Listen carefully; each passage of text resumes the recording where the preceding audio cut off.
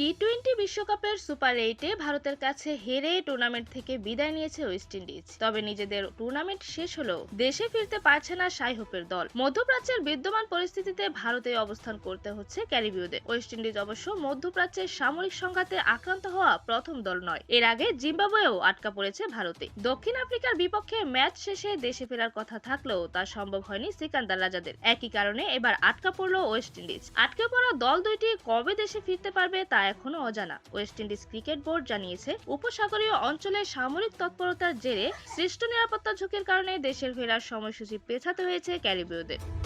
সিডব্লিউআই এর সংবাদ বিজ্ঞপ্তিতে বলা হয়, দল ও সহায়ক স্টাফদের জন্য যত দ্রুত সম্ভব নিরাপদ ভ্রমণের ব্যবস্থা করতে আমরা আইসিসি, সংশ্লিষ্ট সরকারি কর্তৃপক্ষ এবং এয়ারলাইন্স অংশীদারদের সঙ্গে ঘনিষ্ঠভাবে কাজ করছি। আমাদের খেলোয়াড়, কোচ ও কর্মকর্তাদের নিরাপত্তা ও সুস্থতাই সর্বোচ্চ অগ্রাধিকার। বিজ্ঞপ্তিতে আরো বলা হয়, দল বর্তমানে ভারতে অবস্থান করছে এবং সবাই নিরাপদ ও সুস্থ আছেন। পরিস্থিতির উপর আমরা নিবিড় নজর রাখছি। ভ্রমণ সংক্রান্ত চূড়ান্ত ব্যবস্থা নিশ্চিত হলে পরবর্তী হালনাগাদ তথ্য জানানো হবে। বিদ্যমান সংকটে হাজারেরও বেশি ফ্লাইট বাতিল হয়েছে গালফভুক্ত দেশগুলোতে। বিশ্বকাপ শেষে দলগুলোর বাড়ি ফেরা নিয়ে তাই আয়োজকদের কপালে পড়ছে চিন্তার ভাঁজ। এছাড়াও এর আগে আটকা পড়েছে জিম্বাবুয়ে। দিল্লিতে অবস্থান করছে তারা। জিম্বাবুয়ে ক্রিকেট জানিয়েছে, জিম্বাবুয়ের পুরুষ দল তাদের আইসিসি পুরুষদের টি-20 বিশ্বকাপ 2026 অভিযান শেষ হওয়ার পর ভারতে নিরাপদ এবং সুস্থ অবস্থায় রয়েছে। দুবাই হয়ে দেশে ফেরার কথা থাকলেও মধ্যপ্রাচ্যের ক্রমবর্ধমান পরিস্থিতির কারণে ভ্রমণ পরিকল্পনার প্রভাব পড়েছে, যার ফলে গুরুত্বপূর্ণ ট্রানজিট রুটগুলো ব্যাহত হয়েছে।